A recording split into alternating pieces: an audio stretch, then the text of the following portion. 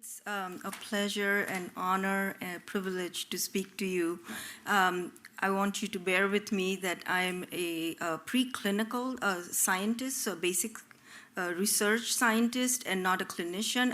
You may have questions about your therapy, which I hope that we can get answers for, but that may not be mine to take. So please bear with me for that.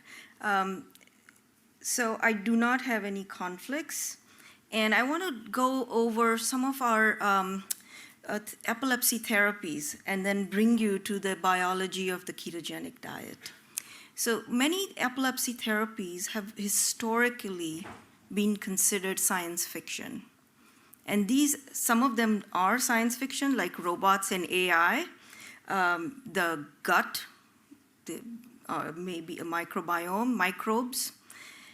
Herbs and plants may be considered science fiction. Yoga, stress reduction, exercise, oils and diets, and even music therapy. Many of these are considered science fiction. And over the ages, we have developed some scientific basis to many of them. So as you know, for example, an herb, which is cannabidiol or Epidiolex, is now an approved therapy. And what I'm going to talk about today is the ketogenic diet, which is one of the 4th major therapies.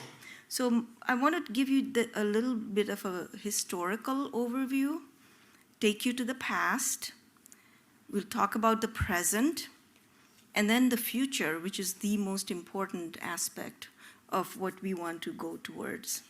That is identifying new therapies that may be very different from the therapies that we currently have. And then when we talk about targets, these are actually ways in which we develop therapies. So what cellular pathway do we work with?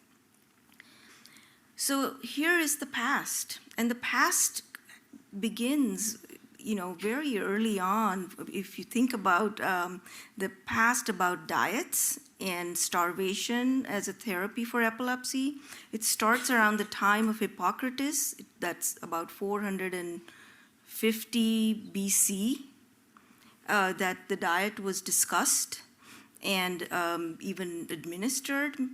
And then it goes all the way to the randomized controlled trials for epilepsy. So for example, if you go through this little snake-like line, you will see when the major events happen to bring us to the current understanding of dietary therapies, which have been really remarkable and have brought this diet from the science fiction to what we consider as science. And so let's talk about the science. So we'll go towards what has been happening over the time. So here is a graph, and a graph is just basically what's been happening over time. So if we look at the number of papers, publications, manuscripts, I'm sure everyone here looks up Google or a search engine. This is a search engine that we use in the scientific world. It's called PubMed Central.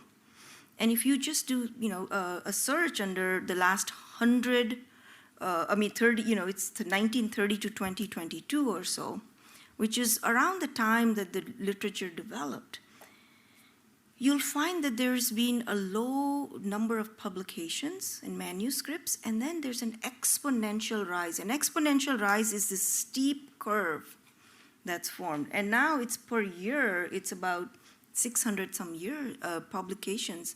And I'd like to point out that this growth, this increase, has been largely driven by other fields and not so much epilepsy. So that's the unfortunate part. One of the things that was discussed in our IBE lecture, in our opening ceremony, as well as while we had a movie, Francesca discussed a film, the documentary about epilepsy. As we all know that epilepsy is a highly stigmatized disease. And around the world, it can be even more stigmatized than it is in the more developed parts of the world. I have to confess that the dietary therapies, such as the ketogenic diets, have been also stigmatized as therapies, and that comes a lot, has historically come from the scientific world and from medicine. And so we have to really dismantle this stigmatization of the dietary therapies and bring that science fiction into science. And how do we go about doing that? So I'd like to now bring you to the present. How do we treat epilepsy? What is the present? And so you will see on the left here, on the leftmost, that there's a balance. It's a seesaw. And that seesaw is our brain's systems that excite the brain and cause seizures, or inhibit the brain and dampen the seizures. And that seesaw is often swerved towards an increase in excitation, so there is a brain that is more excitable. And our therapies are all aimed at decreasing that excitation. And the targets of our therapies are often in that area of where the excitability is being transmitted. So if you may hear about the synapse or the ion channels where these drugs are working, and that's the mainstay. However, underneath this, you'll see this box that you cannot read anything. But you may remember from your times in your high school, grade school, college years, in your biochemistry, biology notes and textbooks, that there's a lot underneath it, the metabolism that works, that how we consume energy in our diets and how that energy gets used. And so there's a million little pathways, and that's what really controls this excitation inhibition. And that leads us to the question, why is metabolic therapy, why is that important? Well, for many reasons in epilepsy. First, the diet itself is a fuel.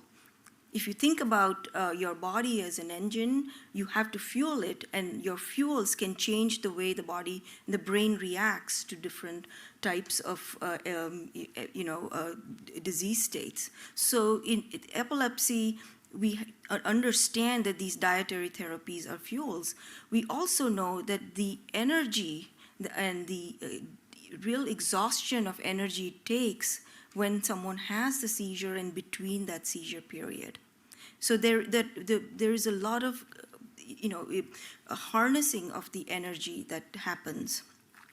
We also understand that there are other diseases that have seizures associated with them, but that are genetically caused by or acquired by dysfunction of our energy metabolism.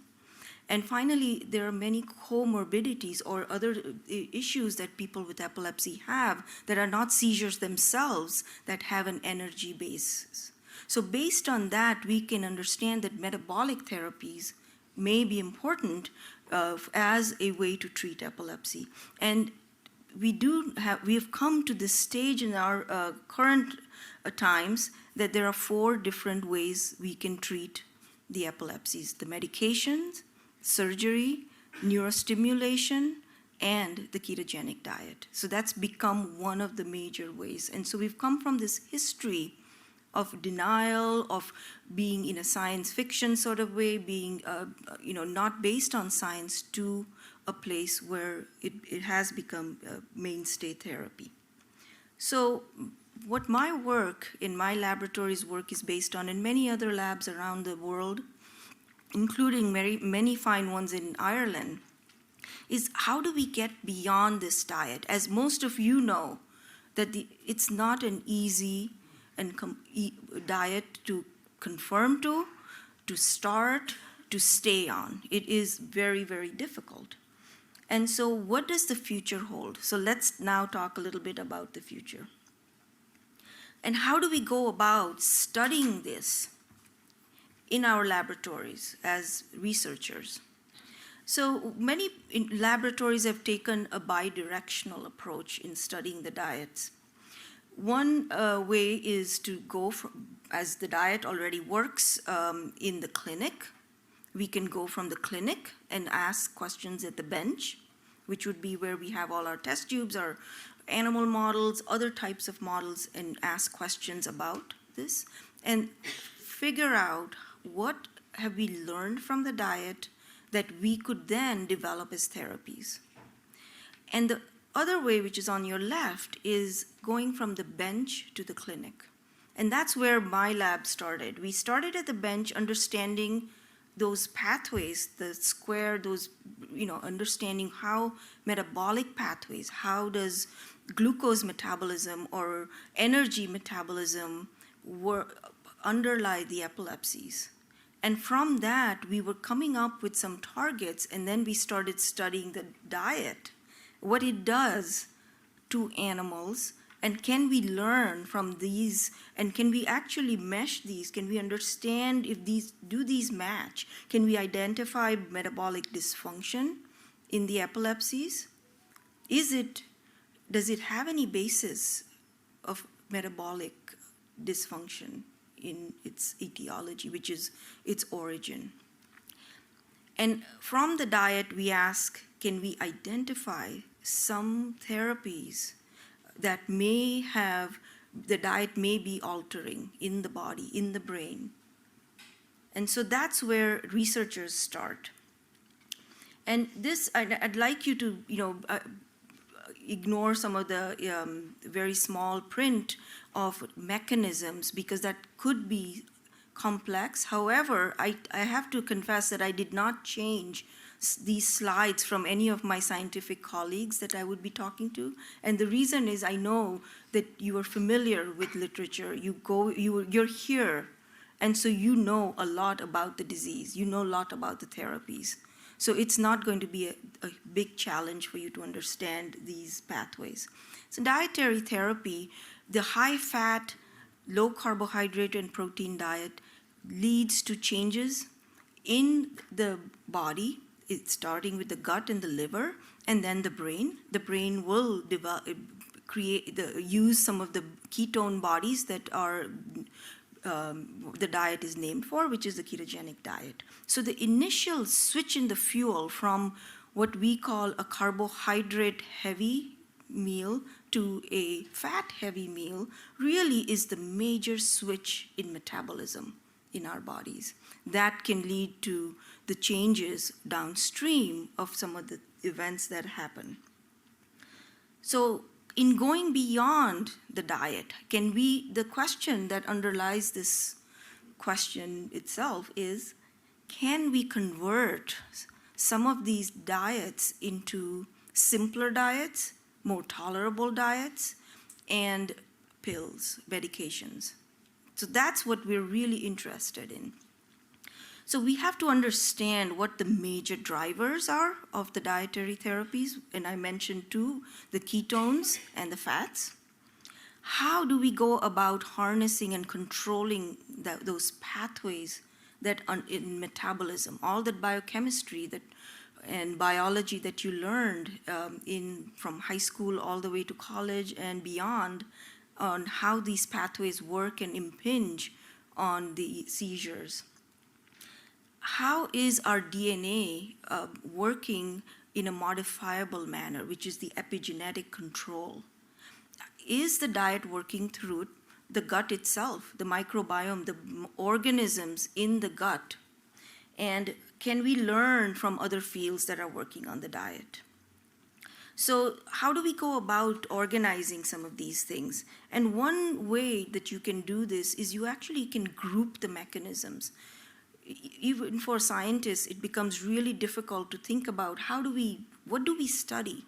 And the way we go about doing this is grouping the mechanisms that may be of interest. And here I have a lot of arrows and words going on, but there are 5 major groups. And these groups may be ion channels and transmitters, or our brain chemicals themselves, inflammation, and energy production itself, gut microbiomes, and the epigenetics. And from this, we come to a point where we think about the drivers, which are fewer items, the lipids, the glucose control, and the ketones, candidate mechanisms, which are the 5 things I just mentioned, and then we get to the more exciting part, which is what are the modifiable targets in the cells and our structures within the cells that we can actually develop drugs from. And that's a really important area. So there's a number of these that are listed. And so I'm going to take you through a few of them, just a few examples and what we've learned in the field of epilepsy itself. So now you go into your biochemistry textbook and you start with glycolysis, which is how we metabolize our favorite carbohydrate, glucose, and we go take it all the way to energy. And ATP, which is what we call our currency, our money. And within all of these, we have actually found several therapies that may be potentially important.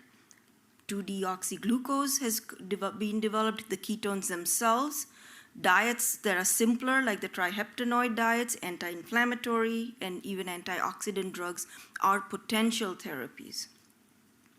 And this just gives you 2 examples in this area of how we can activate our body's own defense systems, which is a pathway that is under development for epilepsy on the left, and on the right, an enzyme in our glycolytic pathway, how we use glucose and how we could use that enzyme and its inhibition as a potential drug therapy. The next is inflammation, and you've heard a lot about inflammation. It's basically, it's not the brain on fire all the time. It is little mini fires, if you will, that can be occurring within circuits and brain regions. And on the left is what it visually may appear to be, but on the right is what it really, how it works within the brain, within the systems of the cell. And this is a target that the ketogenic diet does work on. So it does have an anti-inflammatory effect. And on the right, it shows you how this anti-inflammatory effect is exerted within our brains and our cells. The next is epigenetics, which is how do you modify your DNA? And this is, you could do it through exercise, you could do it through stress reduction, food itself, in the diet itself is an epigenetic mechanism.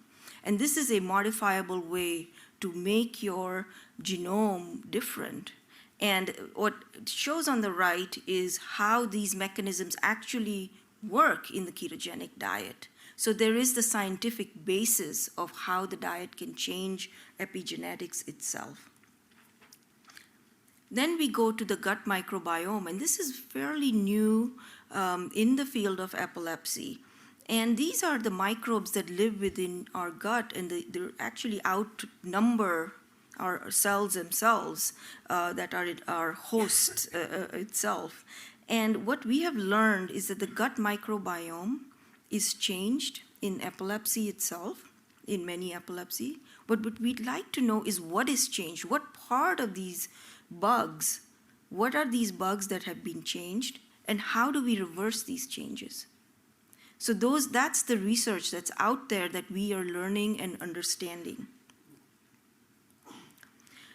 So what then is in the horizon beyond the ketogenic diet? Number one, I think we do need to study the diet itself and simplify and make it much more optimal and tolerable so that it can be implemented in a better way. We want molecules or drugs that can target those metabolic pathways that we listed, I showed in those 5 different areas. We don't know within each of those areas, there's dozens of different molecules and pathways. Which one do we go after? And we have some candidates, but we need more research on those. We need epigenetic therapies. We learned this morning about exercise and how it plays a role in epilepsy, and that it isn't that all exercise is bad. It is actually important and it is useful in individuals with epilepsy. It really has not just a seizure reduction role, it has an important role in modifying the other cognitive changes and comorbidities of epilepsy. So we're learning a lot about those types of therapies. Probiotic supplements is something that may come up with the gut microbiome when we learn more about it. And these are just supplements that we see in our drugstores and grocery stores that have these labels, but we don't know which one of the bugs actually is important and works for people with epilepsy. And then biomarkers. A biomarker is what really is a marker of disease or therapy that is useful to us, that guides us towards a better and more effective treatment. And we understand just from studying the ketogenic diet that we may be able to develop these biomarkers. Ketosis itself, ketone bodies, are biomarkers for the diet. And then learning from other fields. That is where that exponential growth was. So we as epilepsy researchers are not doing as much research. We're not funding enough dietary therapies research, enough of the metabolic therapies research, and other fields like cancer, neurodegeneration, such as Alzheimer's disease patients. Those groups are learning a lot more about these diets, and they are the ones driving this research. And it should be us. It should be the epilepsy researchers and practitioners that need to be the leaders in this ketogenic diet field. So with that, I will stop, take questions, and acknowledge members of my laboratory, my funding sources, and just all of the researchers and clinicians and the patients who believe and understand dietary therapies and promote it. Thank you so much. Thanks very much, Professor. So the first question I wanted to put to you was, you mentioned a documentary about epilepsy. And would you be able to just give us the name of that there? People are looking for it. Yes, I'm looking for Francesca. But so this is the Band Foundation that it's advertised in the program. And they developed a documentary that some of us got to see a preview yesterday evening, and it is on the stigma of epilepsy in Africa. And it is so moving. Just the 10 minutes that we saw was very moving, very interesting. And they're going to use this documentary. I can't remember the exact title. The Curse of Stigma, I think is the yes. Yeah, yeah. And it's going to be really shown around the world in many film festivals. It's about an hour long, and it highlights the lives of several individuals with epilepsy in Kenya. And I think it's so true. I myself lived in Kenya as a child, and there is an enormous stigma in the continent of Africa as well as Asia. And many other countries where you see the stigma of epilepsy itself. Thanks very much. And then the final question here would be advice on managing cholesterol alongside a low sodium diet, let's say, if that's what a person needs to work with, and the difference with the clinical ketogenic diet for epilepsy versus what the celebrities would call a ketogenic diet. So I'll go with the last one first because that's much more in my realm. I would say that the clinical diet would be the ratio of the 4:1 or 3:1 of fats versus carbohydrate and protein. But you can have a modified Atkins diet that's also been shown in clinical trials to work. The medium chain triglyceride diet is another one that's been studied and has shown to work. So there are several within that group that are useful, but your dietitians and your ketogenic diet clinic will be quite helpful in guiding you through with your neurologist and epilepsy specialist in that area and helping you get through that. Thanks very much, course. Professor Manisha. Thank you. Thank you.